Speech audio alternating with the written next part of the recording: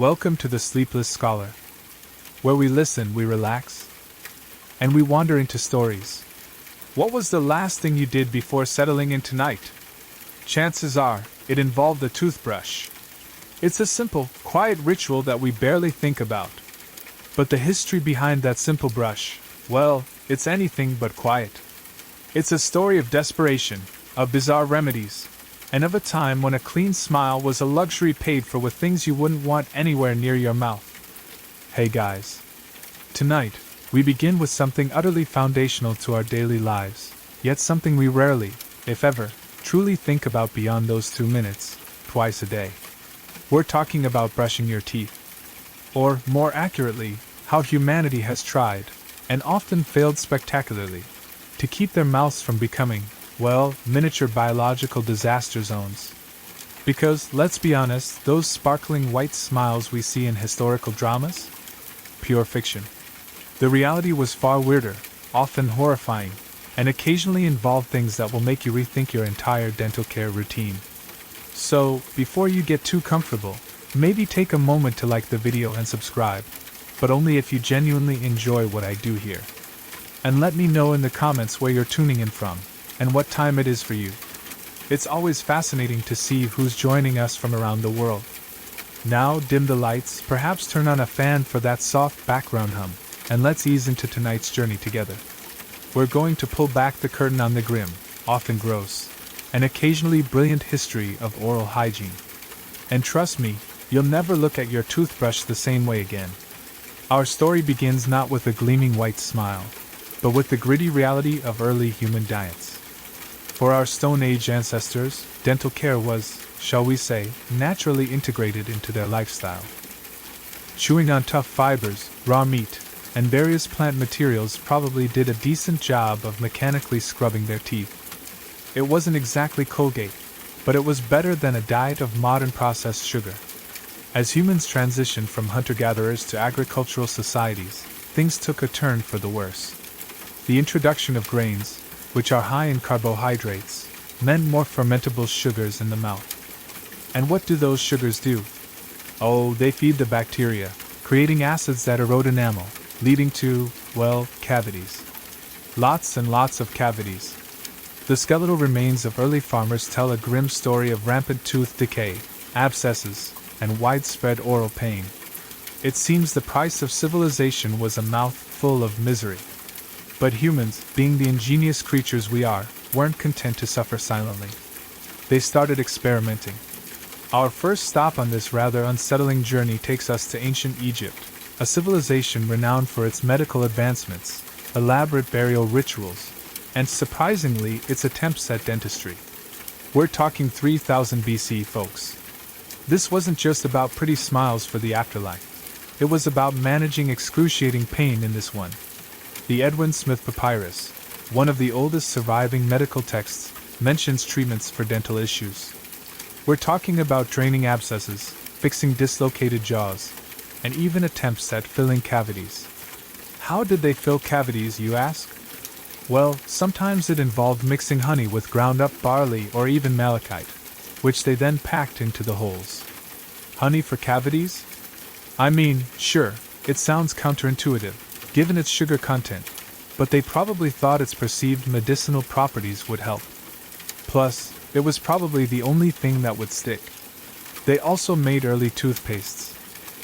Not the minty fresh gels we know today, oh no. The ingredients were a delightful mix of ox hooves ash, burnt eggshells, pumice, and my personal favorite, myrrh. All ground into a powder, mixed with a little water, and then rubbed onto the teeth. Imagine the texture. Imagine the taste. It was abrasive, to say the least, probably effective at removing some plaque and stains, but also likely did a number on the enamel over time. A bit like scrubbing your teeth with fine sandpaper and a dash of smoke. Delightful. And for toothbrushes? Well, they used what was readily available. Twigs. Specifically, chewing sticks. These were twigs from aromatic trees, frayed at one end to create bristles, much like a modern meswak stick used in some cultures today. They'd chew on one end to clean their teeth and use the other, pointed end as a toothpick. Simple, effective, and probably tasted a lot better than the ox hoof ash paste. I mean, probably. The Egyptians even had what some scholars consider the first known dentist, a man named Hygiene, who lived around 2600 BCE. His tomb inscription refers to him as the greatest of those who deal with teeth and of physicians. So, yeah, he was the guy. He probably didn't have a gleaming white office with music and comfy chairs, but he was certainly ahead of his time. He'd probably look at our modern electric toothbrushes and just sigh. Amateurs. Fast forward a few millennia, and we arrive in ancient Rome. A civilization of mighty legions, impressive aqueducts, and if you believe some historians, a peculiar obsession with oral hygiene. Though, their methods might make you gag. The Romans were all about aesthetics and status, and bad breath was a definite social faux pas. So, they went to interesting lengths to combat it. They too used chewing sticks and abrasive tooth powders. Pliny the Elder, that wonderfully gossipy chronicler of Roman life, mentions tooth powders made from a variety of ingredients, including burnt mouse heads, pulverized eggshells, and even the ashes of a wolf's head. Because why not double down on the animal byproducts? The logic was, if it's burnt and gritty, it must clean, right? But here's where it gets truly unsettling. Urine. Yes, urine. Specifically imported Portuguese urine, which was apparently highly prized. The ammonia in urine is a powerful cleaning agent, acting as a disinfectant and a whitener. The Romans didn't quite understand the chemistry, but they knew it worked. So, they would rinse their mouths with it. And wealthy Romans would sometimes keep a small pot of this special mouthwash by their bedside. Imagine waking up and gargling with that. Good morning, indeed. And yes, it was a status symbol. Oh, you use local urine? How quaint.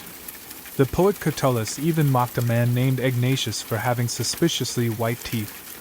He wrote, "Ignatius, because he has white teeth, smiles continually. If you had gone to prison, or stood at the bar, or killed your parents, and then been offered a choice of death, even then he would smile.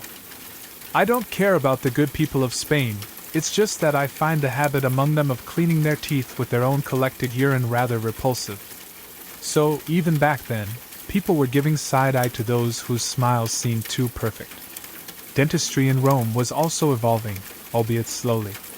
They had tools for extraction, often performed by barbers or general physicians. If you had a toothache, the solution was usually, pull it out. And without anesthesia, I can only imagine the sheer terror involved. They also attempted primitive crowns and bridges, sometimes using gold wire to stabilize loose teeth or to hold false teeth made from bone or ivory in place. These were mostly cosmetic, mind you, for the upper classes, because if you're going to suffer excruciating pain, at least look good doing it. The Romans also understood the connection between diet and dental health. Celsus, a Roman encyclopedist, advised against eating too many sweets and soft foods, recommending hard bread and fresh vegetables for strong teeth.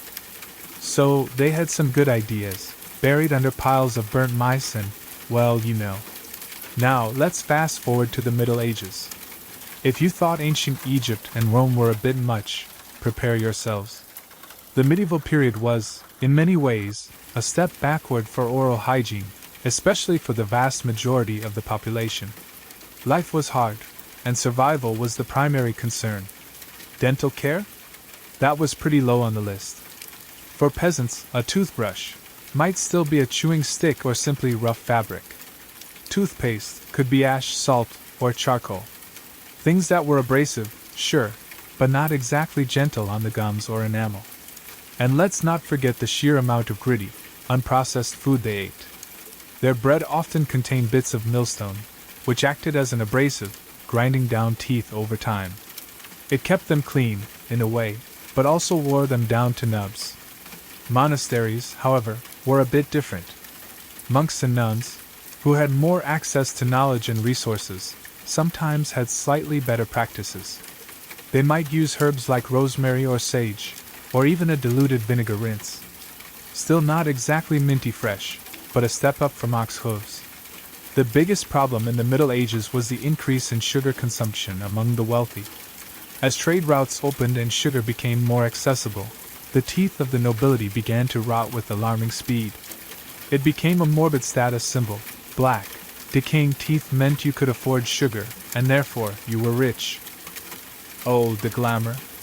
Elizabeth I, the Virgin Queen of England, was famous for her black, decaying teeth, which caused her immense pain and made it difficult for her to speak clearly. A truly regal smile. Dental treatment was still largely in the hands of barber-surgeons. These were the multi-talented individuals who would cut your hair, shave your beard, bleed you, because why not? And if you were really unlucky, extract your teeth. Their tools were primitive: pincers, forceps, and a good dose of brute force. Anesthesia? Non-existent, beyond perhaps a few swigs of alcohol or some opium if you were very lucky. The preferred method of pain management was often prayer, or simply enduring it. Toothaches were frequently attributed to tooth worms, tiny worms believed to burrow into the teeth and cause decay. This belief persisted for centuries. To remove these worms, people would try fumigation, holding a smoking mixture of henbane seeds, a toxic plant, over the aching tooth. The fumes would sometimes cause the roots of the seeds to appear, which they mistakenly believed were the worms themselves. Spoiler, they weren't. But it probably made you hallucinate enough to forget the pain for a bit. And for bad breath? Herbs were popular. Parsley, mint, and cloves were chewed to mask the stench of decay and stomach issues. But it was often a losing battle. Imagine the close quarters of a medieval town or castle, filled with people who brushed their teeth with ash and suffered from chronic infections. The smell, it would have been an assault on the senses. As we move into the Renaissance, things began to slightly improve, at least in theory. The explosion of learning and scientific inquiry meant that some minds started to look at oral health with a bit more scrutiny. The concept of a dentist, as a specialized profession, slowly started to emerge, distinct from the barber-surgeon. However, it was still a wild west of practices. Tooth extraction remained the most common procedure, and it was still excruciating. But now, they might have fancier, more terrifying tools. For those who could afford it, efforts at cleaning became a bit more refined. Recipes for tooth powders now included more aromatic herbs, like cinnamon and nutmeg, alongside the ever-present abrasives like pumice and brick dust. Yes, brick dust. Because if it cleans a wall, it can clean a tooth, right? The logic was rudimentary. People still used chewing sticks, but now, toothbrushes started to appear in some aristocratic circles.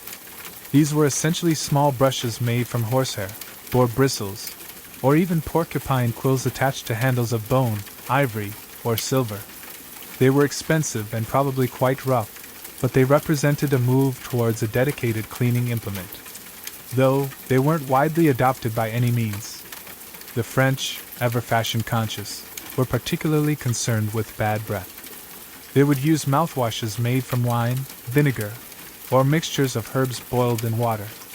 And for a truly pauvre remedy, they might try chewing on burnt toast. The charcoal in the burnt bread was believed to absorb odors. A precursor to activated charcoal, perhaps, but certainly not as pleasant. One of the most important figures in this period was Guy de Chauliac, a French surgeon who lived in the 14th century. He wrote a massive surgical treatise called Chirurgia Magna, which included a section on dental diseases and their treatment. He advocated for cleaning teeth with a dentifrice made of honey, salt, and burnt alum. He also correctly observed that decay was linked to diet and poor hygiene, not just tooth worms. A small victory for science, a large loss for the tooth worm industry. However, despite these glimmerings of advancement, the overall state of oral health remained poor for most. Sugar continued its insidious spread, particularly among the wealthy. And if your teeth rotted out, the solution for the well-to-do was false teeth. These were often made from human teeth, pulled from corpses or sold by the poor, animal bone, or ivory. They were expensive, uncomfortable, and usually didn't fit very well.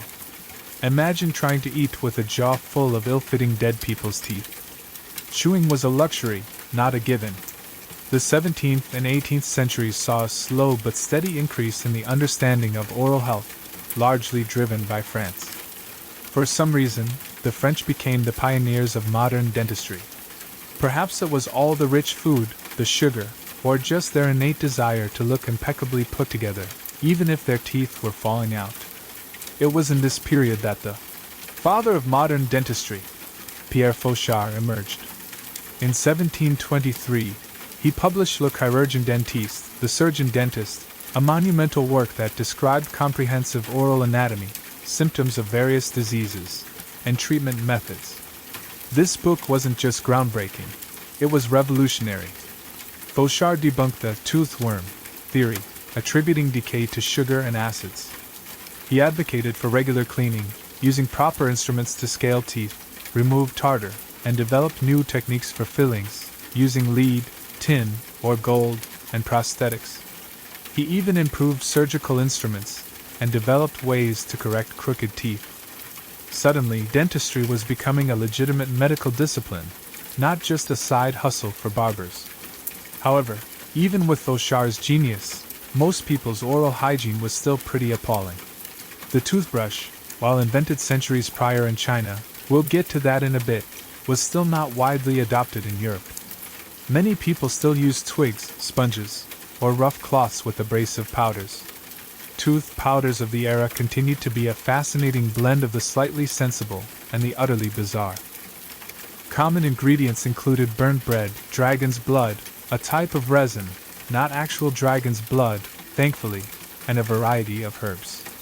Some tooth powders even contained highly corrosive acids, which, yes, whitened teeth, but at the cost of dissolving enamel over time. A short-term gain for a long-term disaster. And for those with rotten teeth, extractions were still the order of the day. The tooth key became a popular extraction tool, a terrifying device that looked like a door key, designed to latch onto a tooth and twist it out.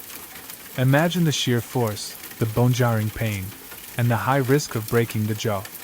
It makes my teeth ache just thinking about it. False teeth remained an elite luxury.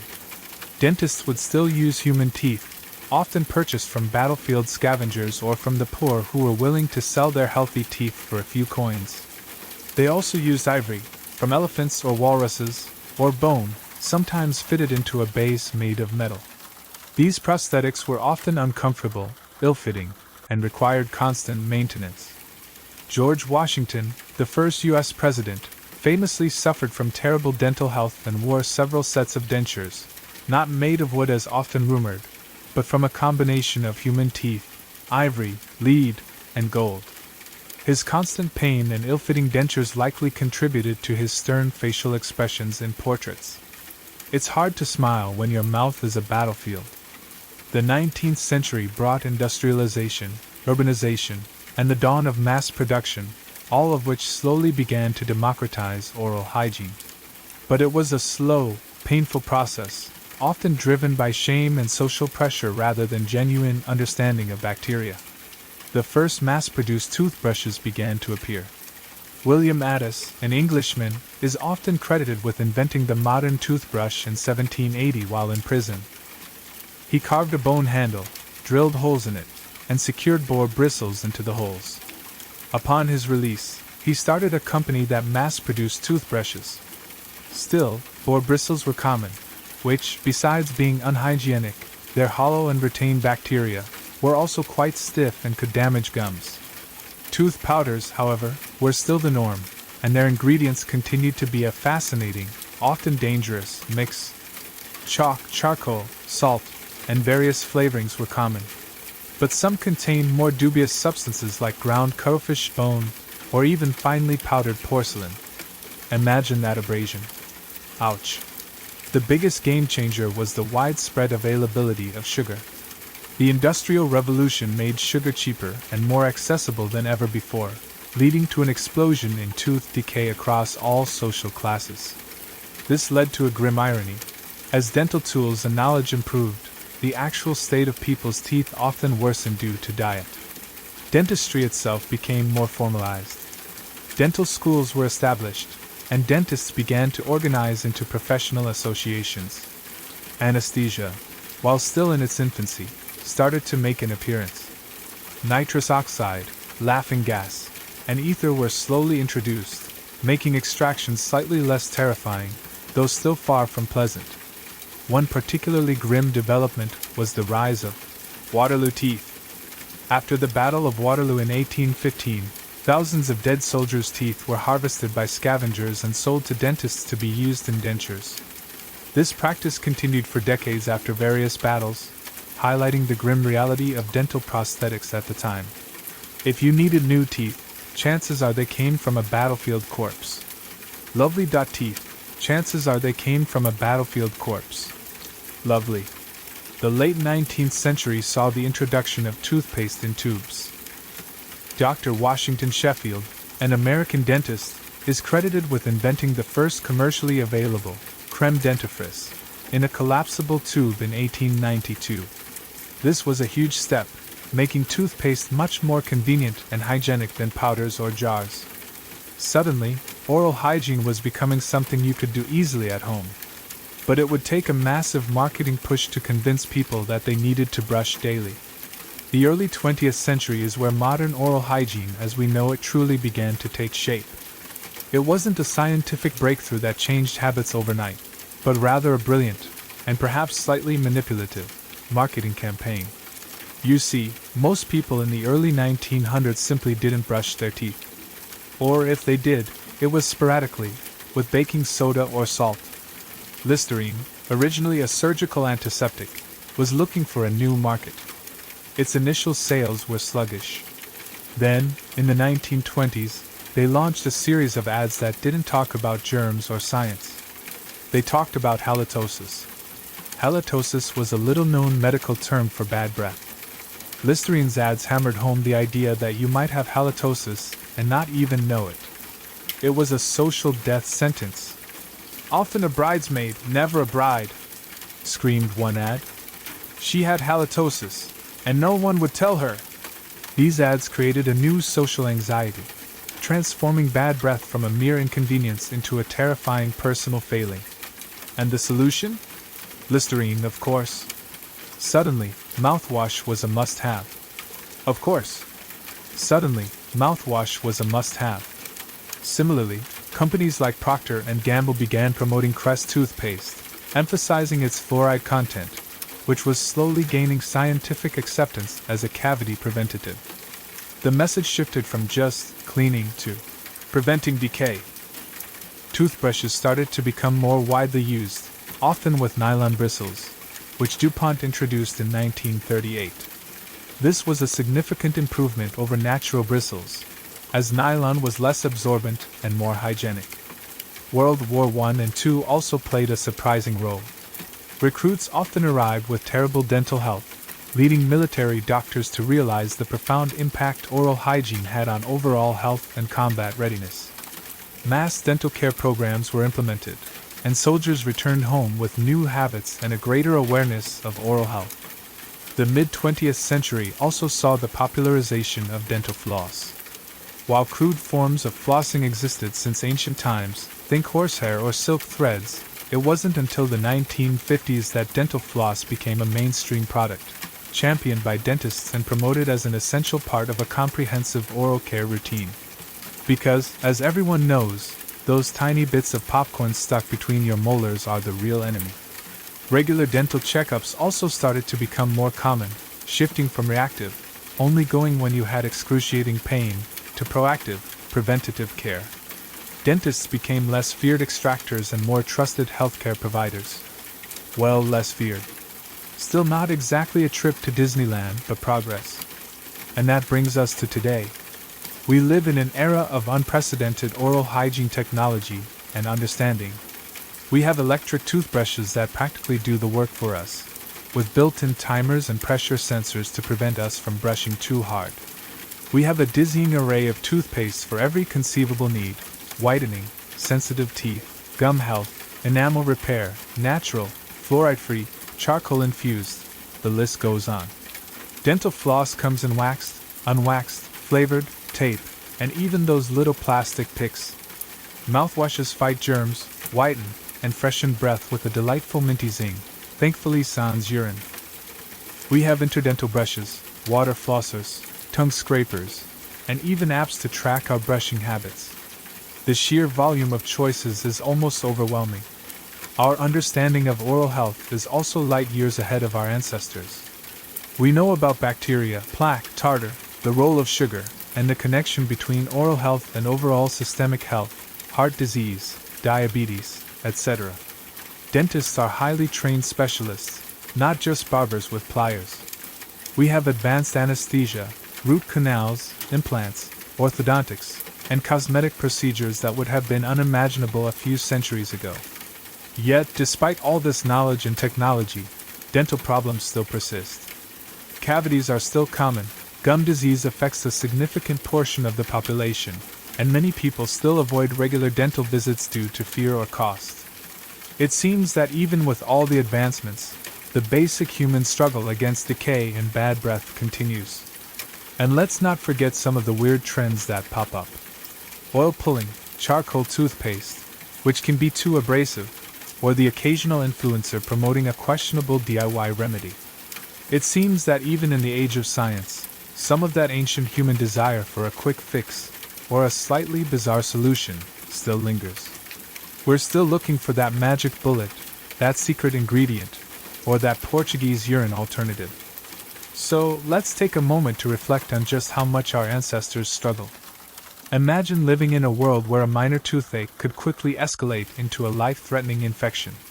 Before antibiotics, an abscess could spread, leading to sepsis or brain infections. A simple cavity could mean weeks of agonizing pain, followed by a brutal extraction by a barber with no pain relief.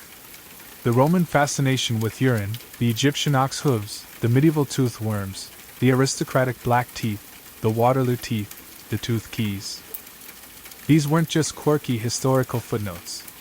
These were desperate measures born of pain, superstition, and a lack of scientific understanding. And think about the sheer inconvenience. The lack of privacy, the communal living, the general filth.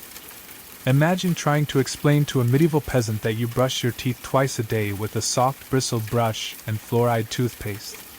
They'd probably look at you like you were insane. You have dedicated tools for your teeth? And you don't use ash? What kind of sorcery is this? Even the idea of a pleasant taste was foreign. For centuries, clean meant abrasive, harsh, or just plain weird. The minty freshness we take for granted? A relatively modern invention, designed to mask odors, not just remove plaque. It makes you appreciate that small tube of toothpaste and that plastic brush just a little bit more, doesn't it?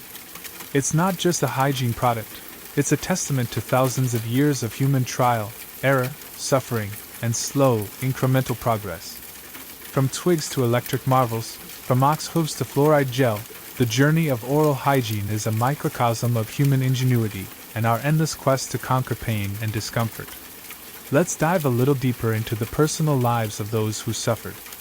Because behind every historical era of poor oral hygiene, there were real people, often powerful and influential, whose lives were profoundly impacted by what was happening in their mouths.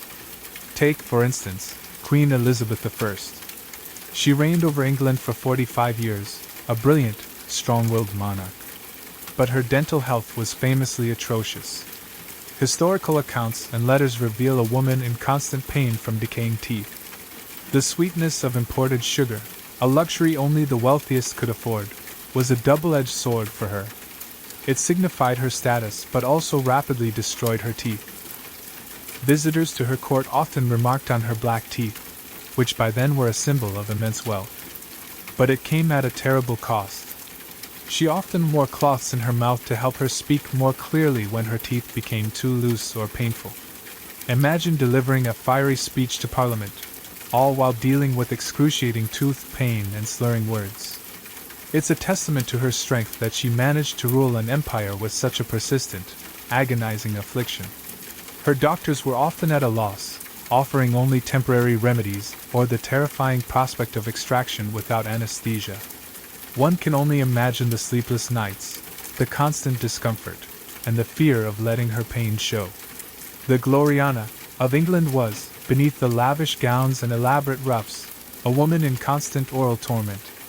Then there's George Washington, the stoic, principled leader of the American Revolution and first president of the United States. His famously unsmiling portraits are often attributed to his character, but it's far more likely they were due to his terrible dentures and chronic oral pain. Washington began losing his teeth in his 20s, and by the time he became president, he only had one natural tooth left. He owned several sets of dentures. And as mentioned earlier, they weren't made of wood, that's a myth, but rather from gold, lead, ivory, often hippopotamus ivory, and human teeth. The human teeth likely came from enslaved people he owned, or from the bodies of deceased soldiers. A grim truth indeed. These dentures were ill-fitting, uncomfortable, and often caused swelling and pain. They distorted his face, made eating difficult, and greatly impacted his ability to speak clearly.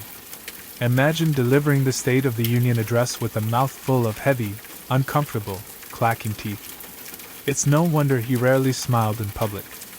His dental pain was a constant companion throughout his most trying years, a silent struggle that shaped his public persona.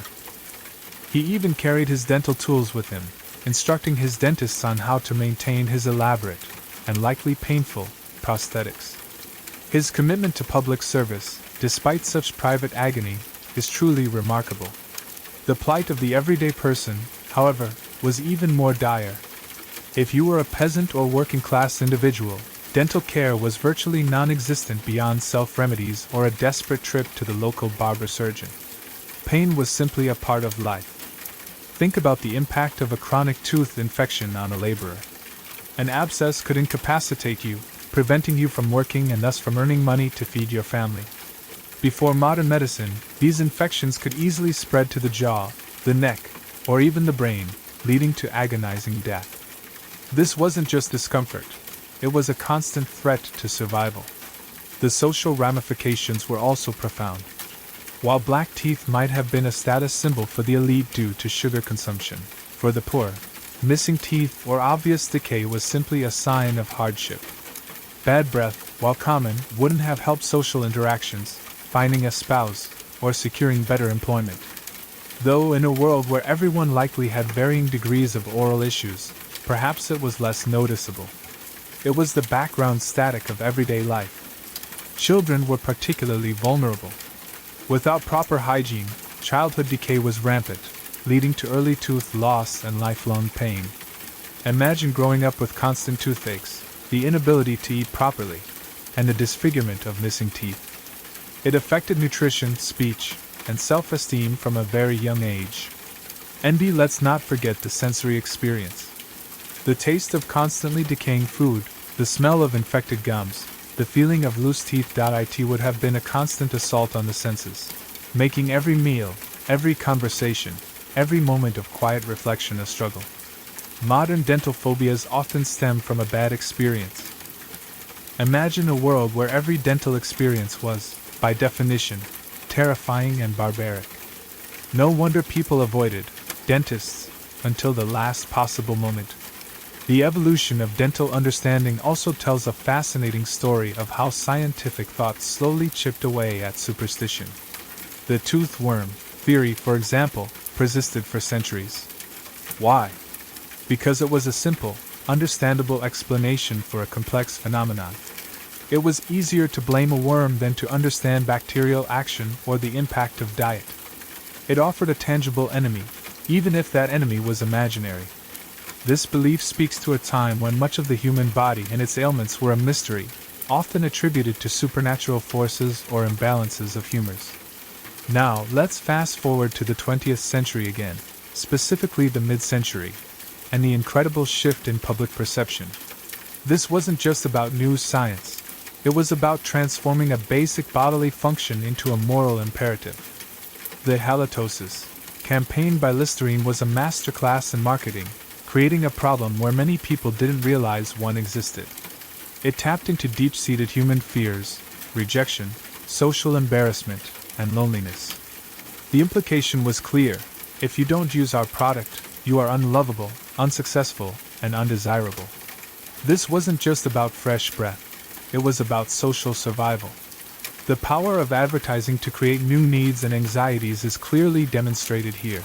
Similarly, the push for fluoride in toothpaste and water supplies was a massive public health victory, but it faced significant resistance.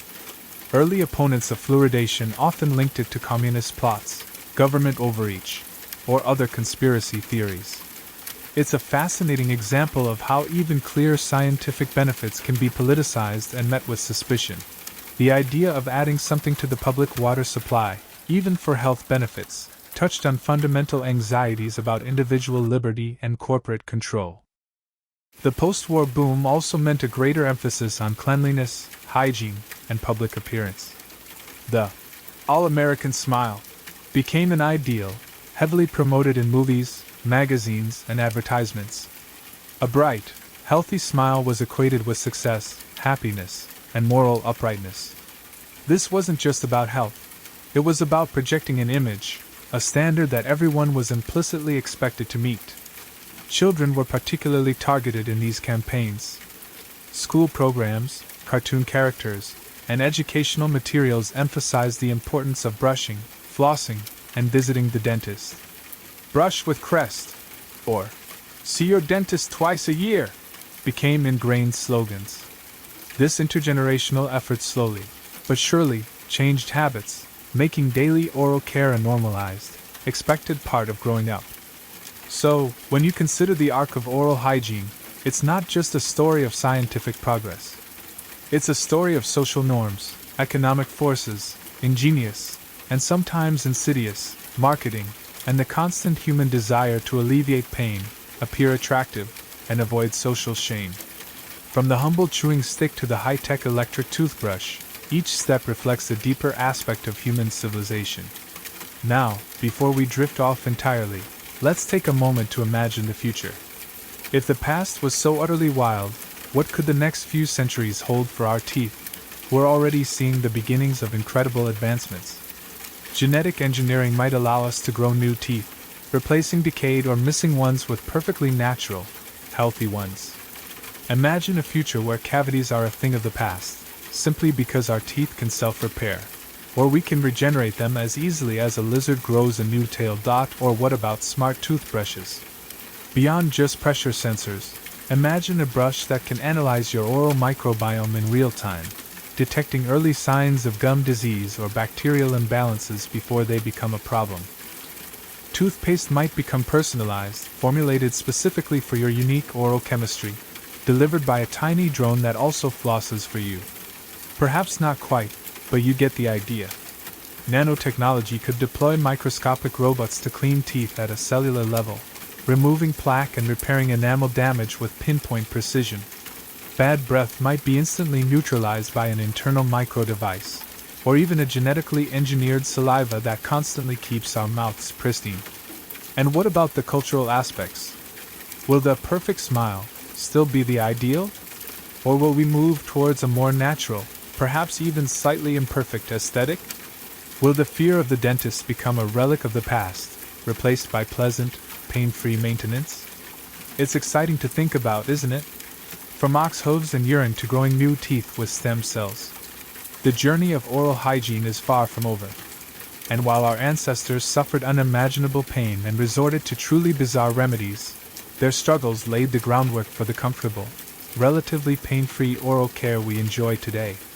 So, the next time you pick up your toothbrush, just take a moment to appreciate the thousands of years of weird, gross, and surprisingly ingenious history that led to that simple act. He was carving out a niche in a world where the gods were often blamed for a simple toothache.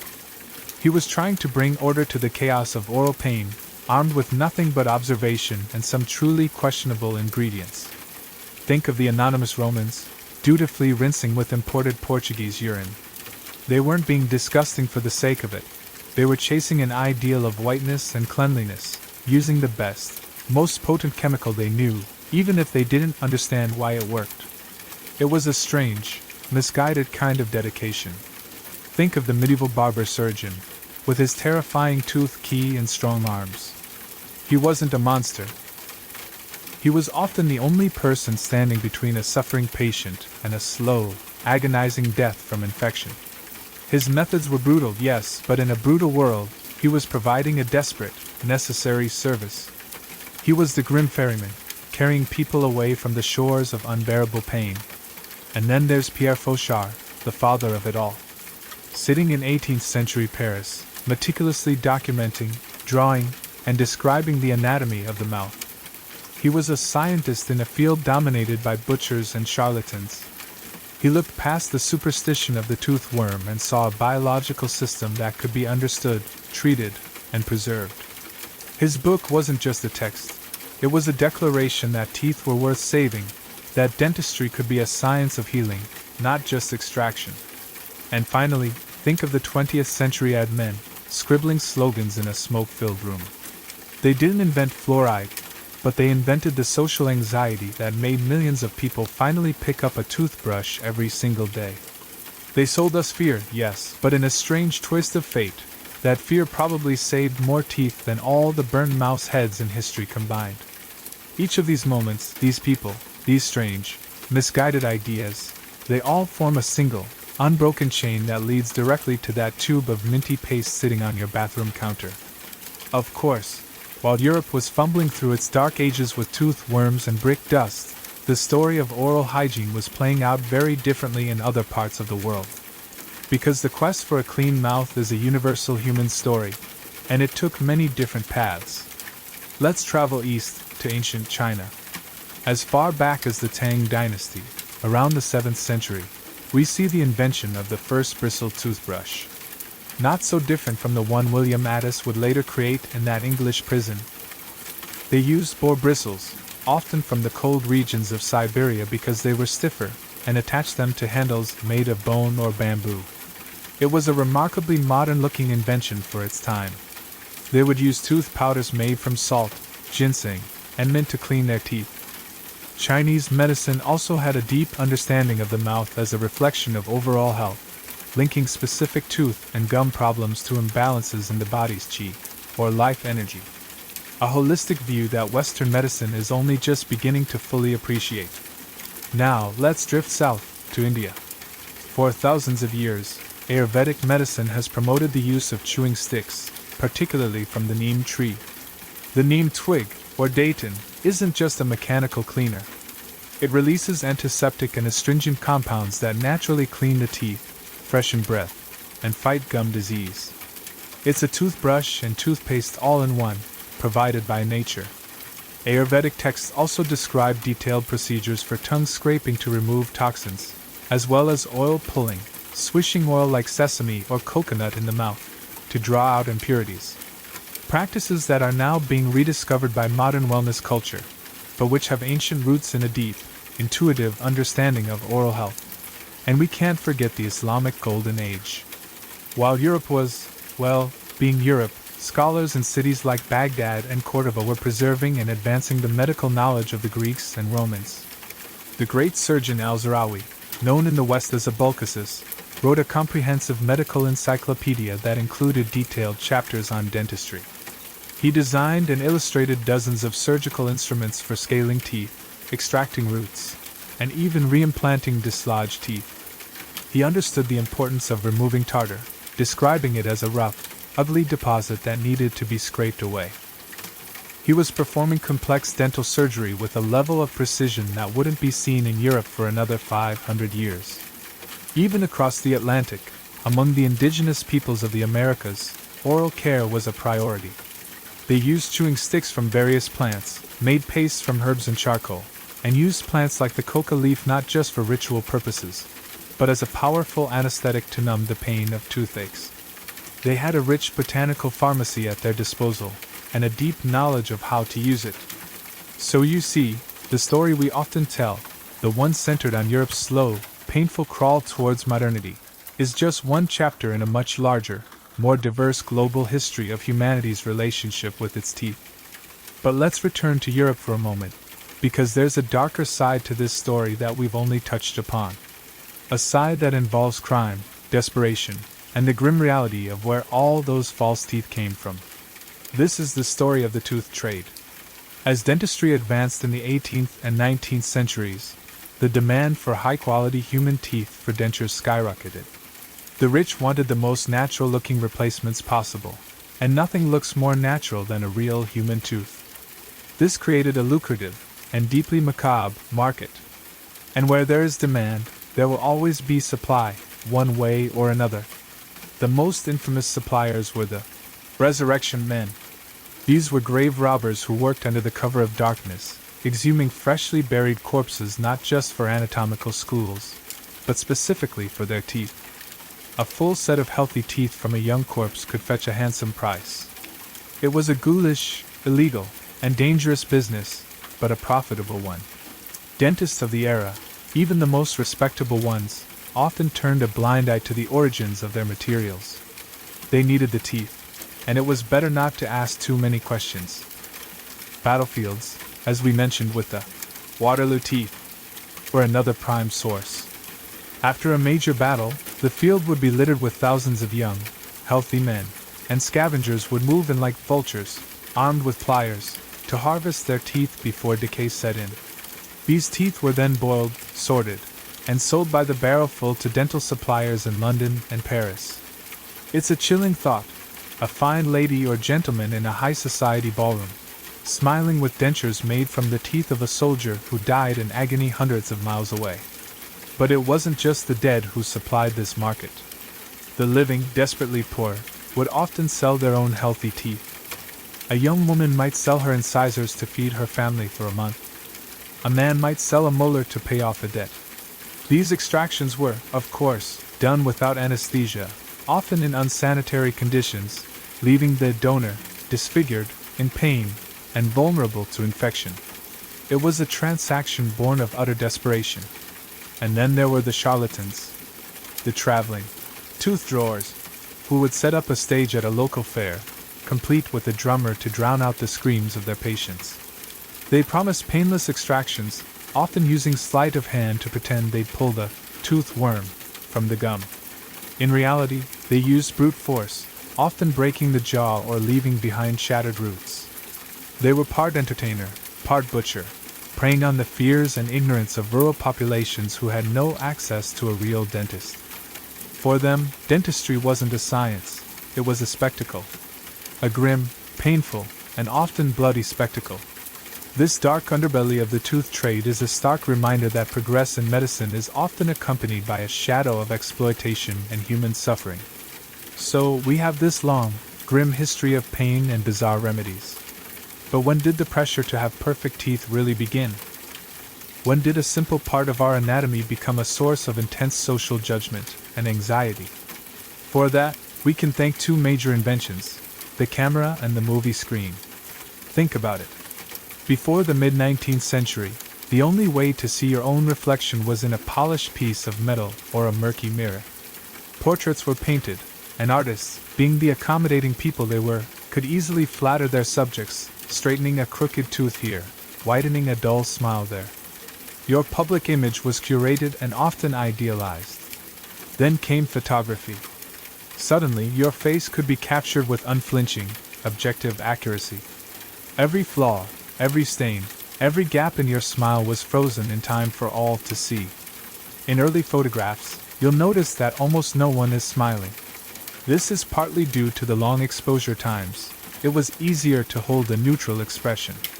But it was also because many people were deeply self-conscious about their teeth. A closed mouth, serious expression was safer. It hid the reality of 19th century dental health. The camera made people see themselves in a new, harsh light, and many didn't like what they saw. But the real revolution came with Hollywood. In the early 20th century, the moving picture created a new kind of human, the movie star.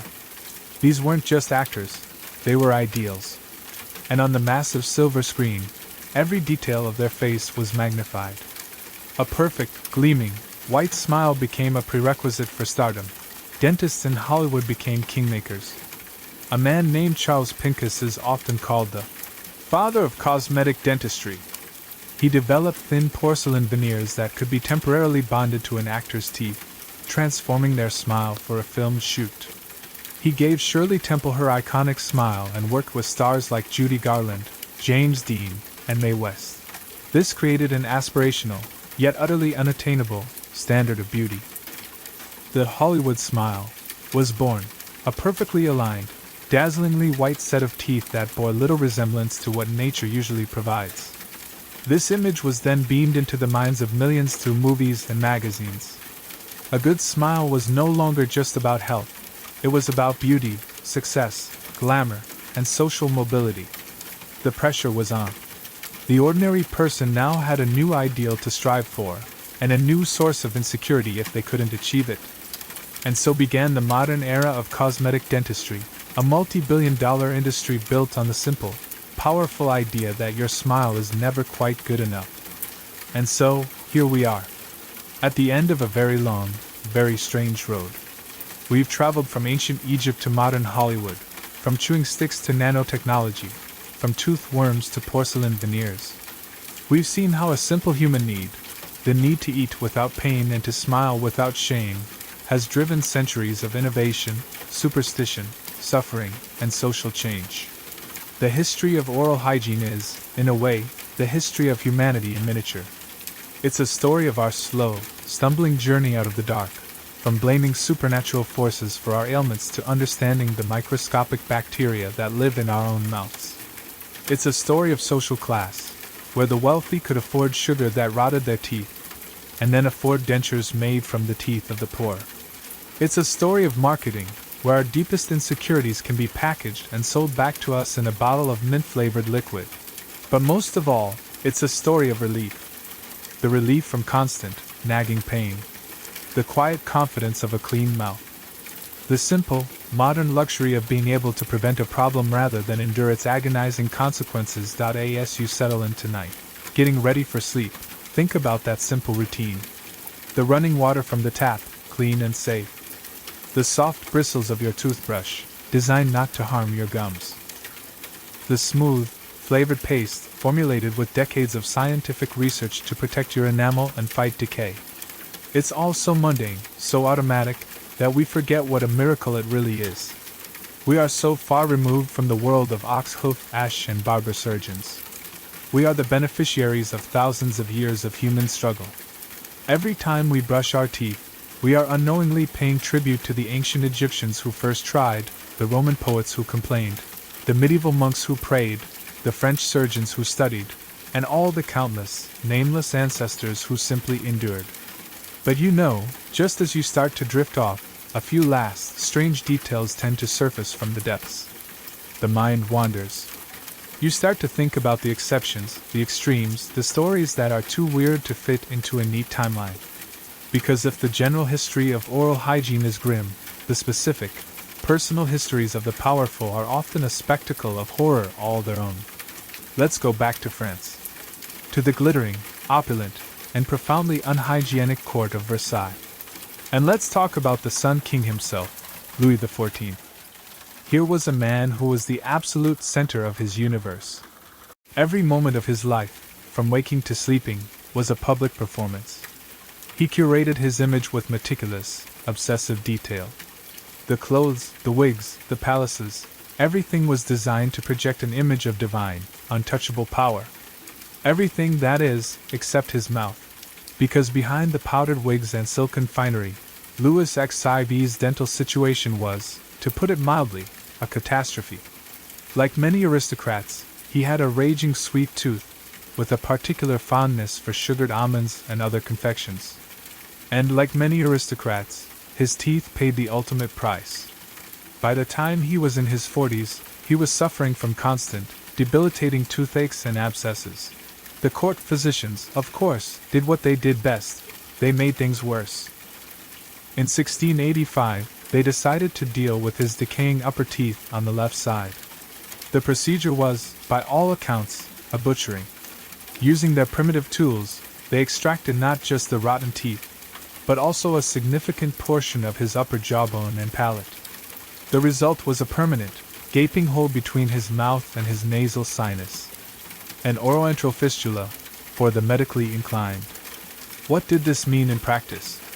It meant that every time he drank something, liquid would pour out of his nose unless the hole was plugged with gauze.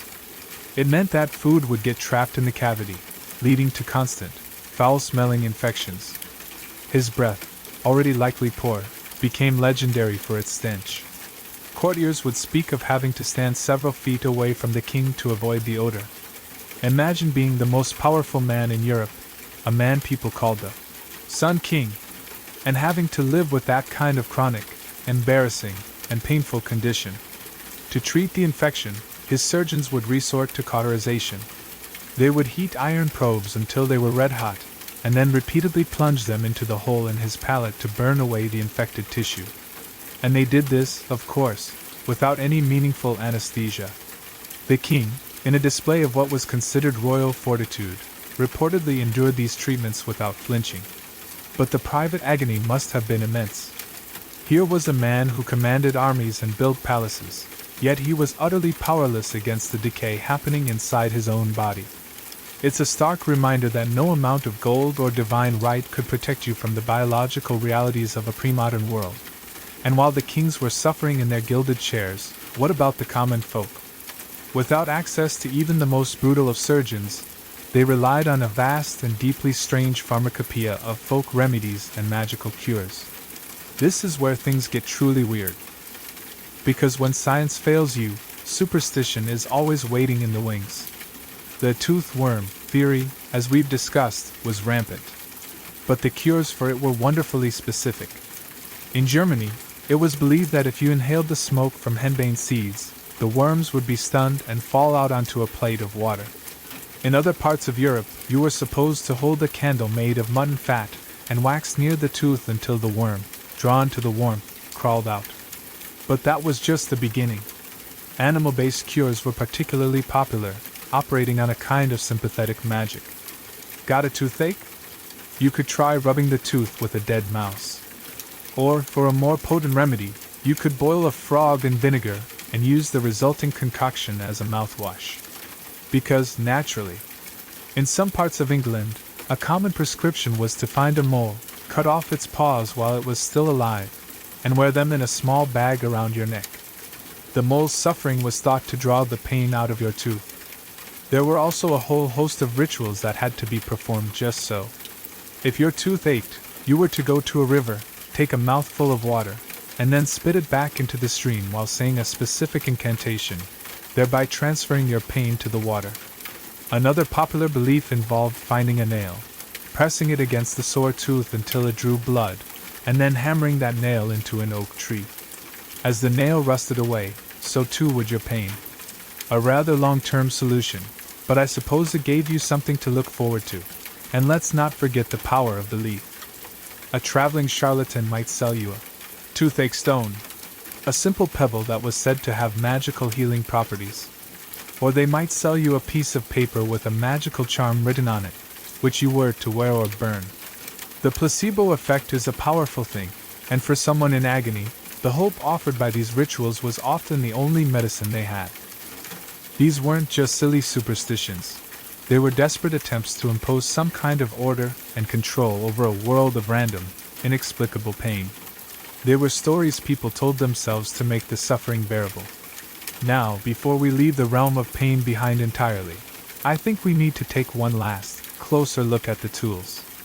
We've mentioned them by name, the pelican and the tooth key, but the names don't do justice to the sheer mechanical horror of these devices. To truly understand the fear that people felt, you have to understand how they worked. Let's start with the pelican. It was popular from the 14th century all the way into the 18th. It got its name because its claw and shaft resembled a pelican's beak. The design was simple and brutally effective. It consisted of a main shaft and a hinged claw. The end of the shaft would be placed against the inside of the gum, acting as a fulcrum. The claw would then be hooked over the top of the tooth you wanted to remove. And then, you would lever it. Imagine the physics of this. All the force was applied laterally. It wasn't pulling the tooth up and out of the socket. It was yanking it sideways. The sound of the periodontal ligaments tearing, the sickening crack of the tooth breaking free from the jawbone, or, just as often, the sound of the tooth itself shattering under the pressure. The pelican was notorious for causing collateral damage. It would frequently break neighboring healthy teeth, tear away huge chunks of gum tissue, and even fracture the jaw itself. It was a tool of immense, uncontrolled force, more akin to a crowbar than a medical instrument. And then, in the 18th century, the pelican was largely replaced by the even more terrifying dental key, or tooth key. We mentioned it looked like an old-fashioned door key. It had a handle, a shaft, and a hinged claw at the end. The operator would insert the key into the mouth, position the shaft against the root of the tooth, and hook the claw over the crown. And then they would turn it, like a key in a lock. The rotational force was immense. The idea was to dislocate the tooth from its socket with a single, powerful twist. When it worked, it was quick. But working was a generous term. The operator had very little control. If the claw slipped, it could rip away gum and cheek tissue. If too much force was applied, the jaw could snap with a sickening crack. And often, the tooth's crown would just break off, leaving the shattered, agonizing roots still embedded in the bone, now even harder to extract. The tooth key was fast, yes, but it was a gamble. A high-stakes roll of the dice where the price of failure was unimaginable pain and permanent injury. These weren't just tools. They were instruments of torture, born of necessity. When you see drawings of them, cold and metallic on the page, you can almost feel the phantom dread that generations of people must have felt. They are a physical embodiment of the phrase, a fate worse than death. And that brings us to one last, final thought as we prepare to let this history go. It's about the smile itself. We think of a smile as a universal sign of happiness, a simple, automatic human expression. But it wasn't always. The meaning of a smile, and the very act of showing one's teeth, has been a surprisingly fluid thing throughout history. In many ancient cultures, and even into the Middle Ages and Renaissance, a wide, toothy grin in public was often seen as something reserved for peasants, drunks, children, and the mentally unwell. It was considered foolish, unsophisticated, and a sign of a lack of self-control. For the aristocracy, the ideal expression was a serene, composed, closed-mouthed look. Think of the Mona Lisa's subtle, enigmatic smirk. That was the height of sophisticated expression. To bare your teeth was to be common, or worse, aggressive, like an animal baring its fangs. It was only in the 18th century, particularly in Paris, that the idea of smiling with your teeth as a sign of genuine, personal happiness began to take hold. It became associated with a new emphasis on individual feeling and sensibility. But even then, it was a subtle shift. The real change, as we touched on, came with modern advertising and the culture of photography. The smile was rebranded. It became an act of presentation, a social requirement. We are now expected to smile in photos, in customer service, in social greetings. A smile has become a kind of currency, a signal that we are friendly, happy, and successful. So the next time you smile for a photo, or give a polite smile to a stranger, take a moment to think about the complex history of that simple gesture. Think about a time when showing your teeth would have been a social blunder. Think about the centuries when most people kept their mouths firmly shut, not out of seriousness, but to hide the decay within. The freedom to smile, openly and without shame, is a modern invention. It's a freedom that was paid for with centuries of pain, progress, and a whole lot of very strange ideas. It's not just a reflex. It's a piece of history. Alright. I think this time, the journey really is complete. We've explored the palaces, the graveyards, and the very mechanics of pain. We've seen the full, strange, and often horrifying panorama of our relationship with our own mouths. The final details have surfaced, and now they can sink back down again. Let the stories dissolve. Let the images of kings and charlatans, of strange remedies and brutal tools, all fade into a gentle, hazy mist. They are just echoes now, distant and quiet. The night is deep. Your mind is calm. There is nothing left to explore, nothing left to disturb you. All that remains is the profound and simple peace of the present moment. The history is done. The final chapter is closed. Now, it is truly time to rest. Thank you, once again, for your time and your trust. And so, here we are. Back in the quiet of your own room, far from the screams of the tooth drawers fair and the red-hot cauterizing irons of the Sun King's court. It's a strange thought, isn't it? That the simple, unremarkable comfort you feel right now, the absence of a throbbing ache in your jaw, the clean feeling in your mouth, was a luxury, a fantasy, for nearly all of human history.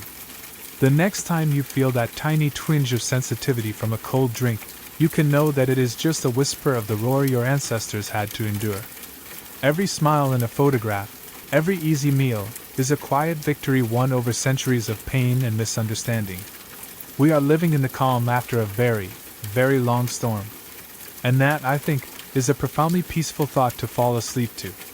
Before I leave you completely to the silence of the night, a little bit of quiet housekeeping, if you'll indulge me. This channel, this little corner of the internet, is a labor of love, fueled by late-night research and a deep appreciation for the strange journeys of the past. If this particular journey through the weird and unsettling history of the human mouth helped you unwind, a gentle tap on the like button is always deeply appreciated. It lets me know I'm on the right track. And if you're somehow still awake, I'm always curious to know, what's the most bizarre historical remedy or fact you've ever come across? Let me know in the comments below. I read them all when the world is quiet, and they often send me down new and fascinating rabbit holes. If you'd like to join our little community of sleepless historians for more of these long, meandering tales, feel free to subscribe. There are many, many more strange corners of the past left for us to explore together, in the dark. And finally, for those of you who wish to support the channel more directly and help keep these late-night lights on, there's a link to the Patreon in the description below. There are no expectations whatsoever, but every bit of support is what makes these long nights of storytelling possible, and it is more appreciated than I can say.